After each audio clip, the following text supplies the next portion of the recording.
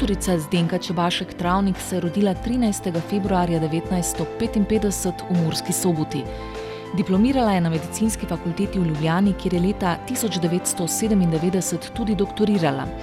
Magisterij je opravila na Medicinski fakulteti v Zagrebu, podiplomski študij pa na Univerzi Johns Hopkins v Baltimoru v ZDA. Bila je splošna zdravnica v Murski Soboti, nato specializantka psihiatrije v psihiatrični bolnišnici Vojnik.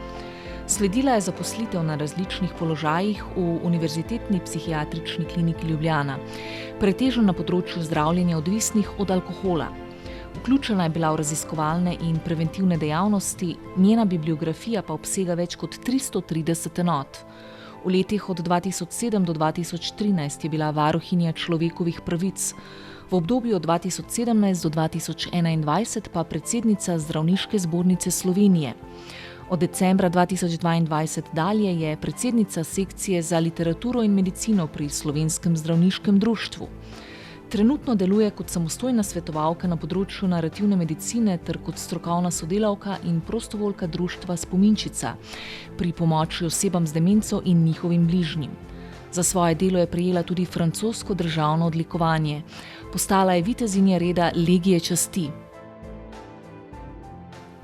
Pomurska akademkinja doktorica Zdenka Čebašek Travnik je ustanovna članica Pomurske akademije. Od samega začetka je z nami in tudi fejs aktivna na večini konferenc Pomurske akademije, pa tudi sama je marsikero pobudo dala. Za njo je fejst uspešna, bogata karijera, med drugim je bila tudi družbeno fejs aktivna, kak varuhinja človekovih pravic in seveda tudi na svojem strokovnem medicinskem področju je vodila medicinsko zbornico. In spomnim se, kako sploh v časi covida sva imela kar dosta komunikacije in znala tudi medicinsko stroko povezati z vsemi ostalimi, konkretno recimo s tudi kakšnimi statistikami, ko smo mi delali, in to kaže, da je fejst širka osebnost z veliko integriteto in sigdar nju je na prvem mestu bil tudi odnos do ne samo pacijenta, do vseh ljudi okoli sebe. No, do pacijenta pa da nam je povedala, kako je važno, ko si zdravnik lejko vzame čas za pacijenta in si zna vzeti na pravilni način, tako ga posluša, ko ne posluša samo tisto, kar mi pove pacijent, kje ga boli, kako se počuti, ampak tudi še kakšno drugo stvar, kakšno zgodbico, iz katere te zdravnik lejko dobi informacijo, lejko si napravi tisto sliko, kar da diagnozo, kar vače ne bi nikdar mogel. In to je nekaj, kar smo na konferenci res prvič čuli in zato vas vabim, da se zanimivo predavanje pogledamo z velikim zanimanjem in višen sem, bomo se vsi dosta navčili.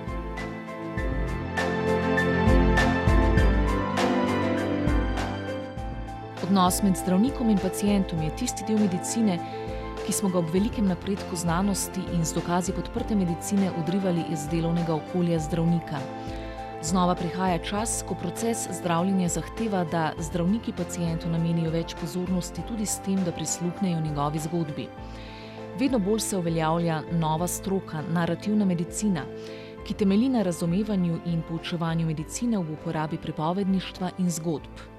Zgodbe pacientov in pripovedi o njihovem zdravljenju so ponovno postale del strokovne medicinske literature. In to ne le v psihiatriji, kjer so tradicionalno del terapevtske obravnave, temveč tudi v drugih vejah medicine. S pomočjo kombinacije opazovanja, čuječnosti in usmerjene pozornosti lahko zdravnik zazna in zabeleži, kaj sporoča pacient z besedami, telesnim stanjem ali tišino. Nekatere medicinske fakultete že nudijo kurikulum iz narativne medicine, katerega bistvo lahko strnemo v 3 osrednje teme: pozorno branje besedila, pisanje osebnega razmišljanja o besedilu in pogovor o teh razmišljanjih. Vse to naj bi prispevalo k narativnim kompetencam, ki v odnosu med pacientom in zdravnikom prinašajo večje razumevanje in empatijo, s čimer se olajša njuno sodelovanje.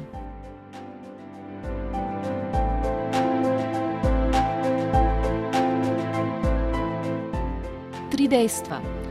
Zdravnik, ki skrbi za določeno osebo, vstopa v njen osebni prostor in ugotavlja, kaj se z njo dogaja. Študije posnetih pogovorov med zdravniki in pacienti so pokazale, da je manj kot četrtina pacientov lahko povedala svojo zgodbo do konca, ne da bi jo zdravnik prekinil. Čas do prekinitve pacientove pripovedi, ki se običajno zgodi z zdravnikovim vprašanjem, je trajal od 12 do 18 sekund.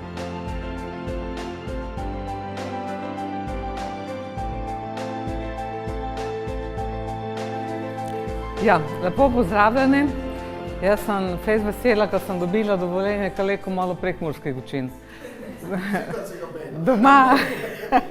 Ja, zdaj sem še znanstveno dovoljenje dobila, tako bom svoje predavanje malo kombinirala, malo, kako se pravi, knjižno slovenščino, govorno slovenščino, ko pokažem, ko to tudi znam, pa malo prekmursko, zato, ko boste bolj domače počutili. Ja, zdaj, jaz sem se prinesla 2 knjigi, pa te 2 knjigi dan okoli, te videli zakoj, pa vmes jih omenim. Zdaj, ne vem, če bom prišla skozi svoje predavanje, tako bom počakala, kada je to odzvonilo, itak je vse skupaj ena sama zgodba. In zdaj moram videti še, kaj imam toga, daljinca, ja, in najprej začnem to svojo zgodbo z barvo. Barva malo spominja na to barvo, ker ima tudi Pazu letos. To je letos baje barva leta 2022, ampak zakaj dam to barvo vse? Zato, ker je to tudi moja barva, meni se dopadne in zakaj ne bi to povedala. No? Zdaj, ta predstavitev uradno na PowerPointu pa pokaže takšne barve, ja? In zdaj to, kaj je meni pomembno, kaj se mi iz teh zgodb pa drobnih, vidite, škatlic leko navčimo, ga jih najdemo, kaj si z njimi pomagamo. In ne dolgo toga nazaj sem bila, kaj mislite, kaj je to? Je že to videl to sliko?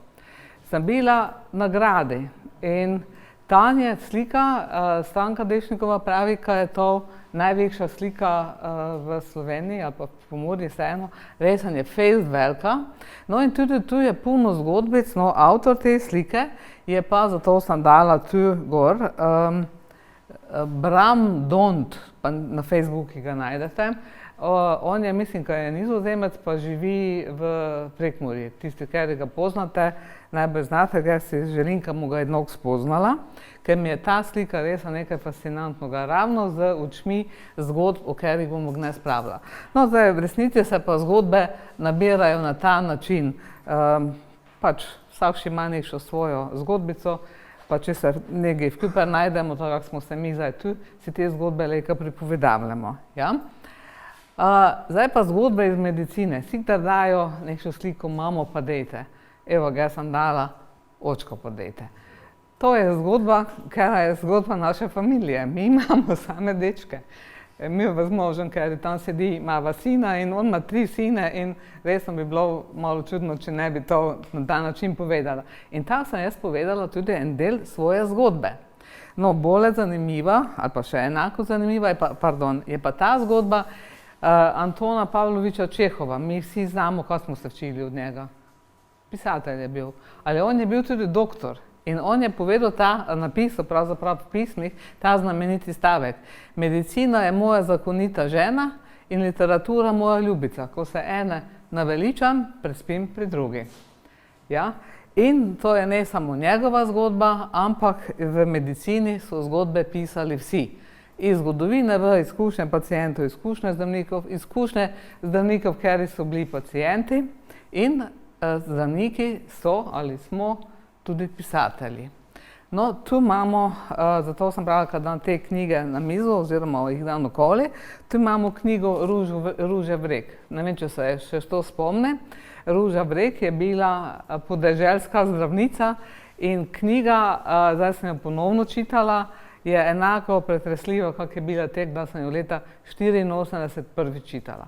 Puno je zgodb, iz katerih bi se lejko tudi doktori Gnezden marsikaj navčili. Lejko si pogledate to knjigo, malo okrožite. Tako. No, to so te naše pisateljice. Ena je psihiatrinja, druga je Mislim, kaj je hematologijo specializirala, Ruža je itak bila podeželska zdravnica, splošno, kako smo te pravili. No, tu imamo pa 3 infektologe, doktore, 4 do imeli zdaj 6. decembra predstavitev svojih knjig. No, oni so pa vsi infektologi in pišejo zgodbe. Zdaj pa, zakaj te zgodbe mi pravzaprav sploh nucamo? Zakaj naj se doktori z zgodbami seznanjajo, zakaj naj zgodbe učijo, pa če se le dan napišejo? Zato, ker edino preko zgodb leko se dejansko približamo osebnemu sveti pacienta in to, kar je bilo prej lepo povedano, pokažemo, ko smo z njim v stiki. Tako je različno, če imamo po internetu ali pa imamo osebno predavanje, se začuti ta energija, ki med ljudmi kroži. Po internetu to bolj slabo ide, osebno pa bolje. In zdaj zdravniki pa pravijo, to so mi že povedali, zgodbe lejko poslušate psihiatri, drugi doktori pa to nimamo časa. To se nam sikdar medi, pa kamo to poslušali.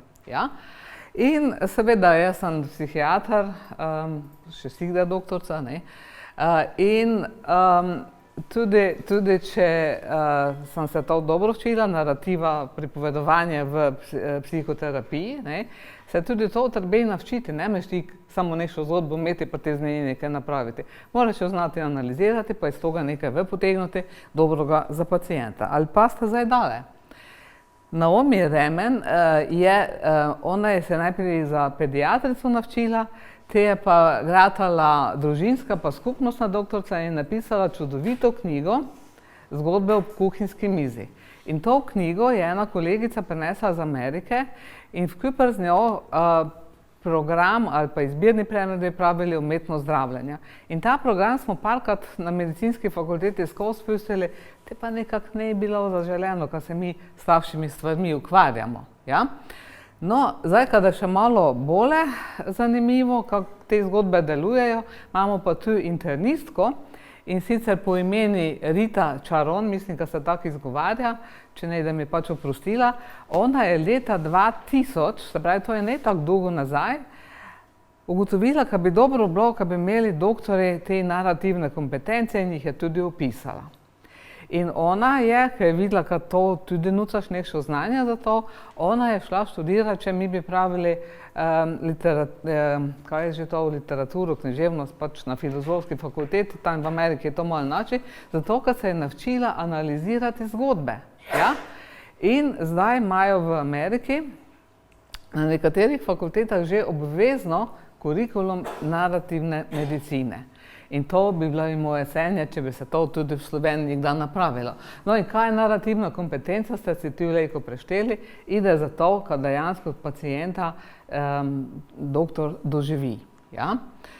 Zdaj pa še malo idemo s temi doktori dale, dobro, naj bo internisti, pediatri, javno zdravje in tako naprej, ampak pa ste knjigo Storytelling in Medicine, to knjigo, ki je učbenik poučevanja.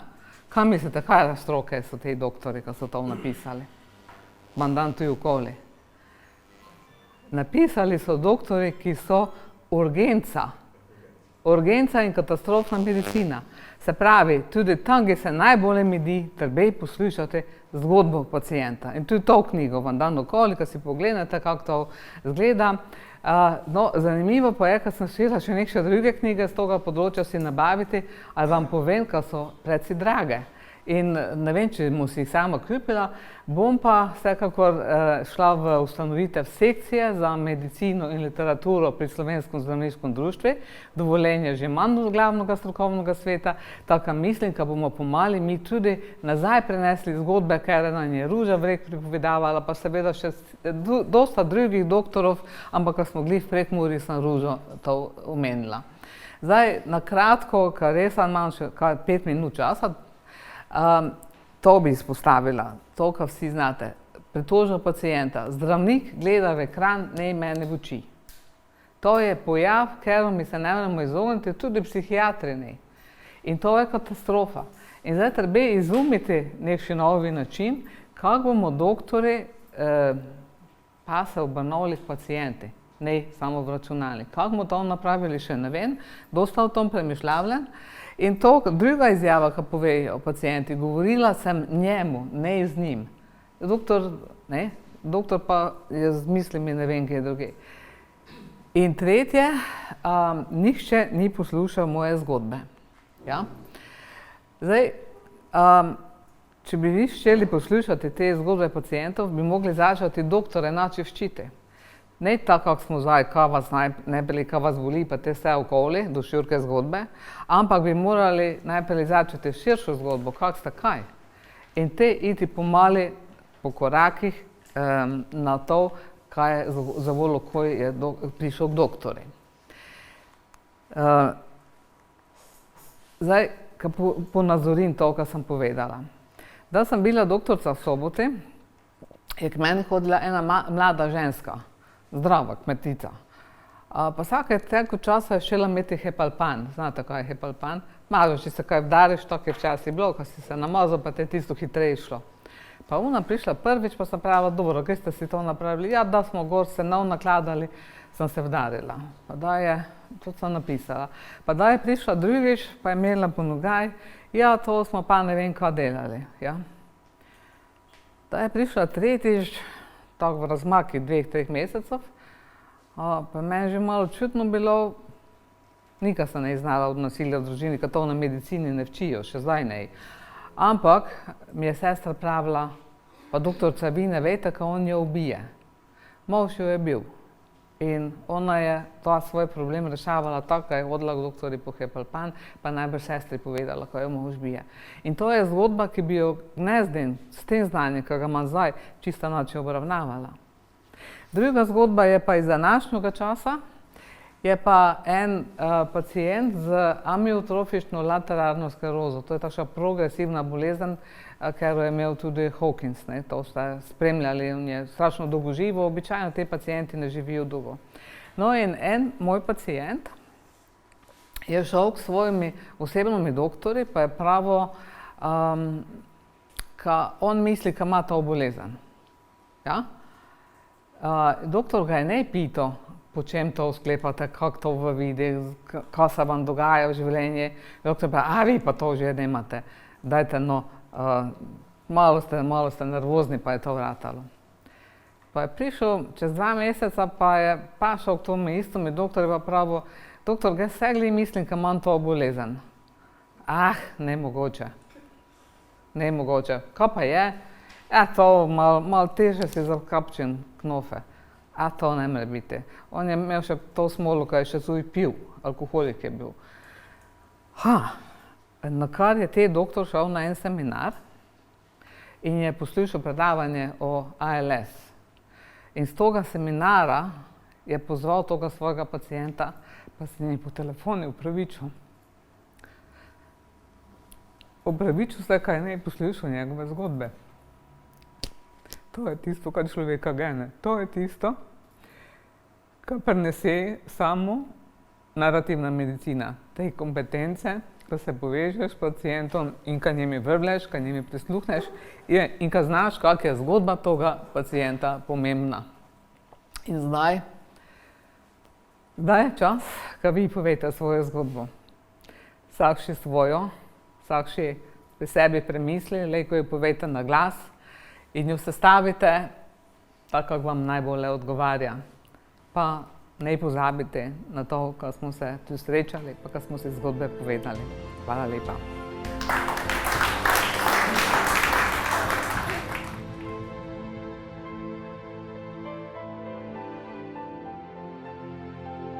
Ste vedeli? Zdravnica Rita Šaron je leta 2001 uporabila izraz narativna medicina in opisala metodo uporabe tega, kar sama imenuje narativna kompetenca oziroma sposobnost prepoznati, absorbirati, presnoviti, interpretirati in biti ganjen zaradi zgodb o bolezni. V Sloveniji je bolj znana avtorica tudi zdravnica Rachel Naomi Remen s knjigo Zgodbe ob kuhinjski mizi. Za študente medicine je pripravila izbirni predmet Healer's Art, umetnost zdravljenja, katerega namen je obravnavati naraščajočo izgubo smisla in predanosti, z raziskovanjem sočutja, empatije in čudenja v medicini. Knjige na to temo so napisale tudi slovenske zdravnice. Ruža Vrek, podeželska zdravnica, Urška Lunder, Odprto srce, Metoda Vidmar-Vengost, Drevesa govorijo. Knjižno uspešnico leta 2022, Življenje v sivi coni, je napisal mladi zdravnik David Zupančič. Vse omenjene in številne druge knjige lahko uporabimo tudi v procesu poučevanja narativne medicine.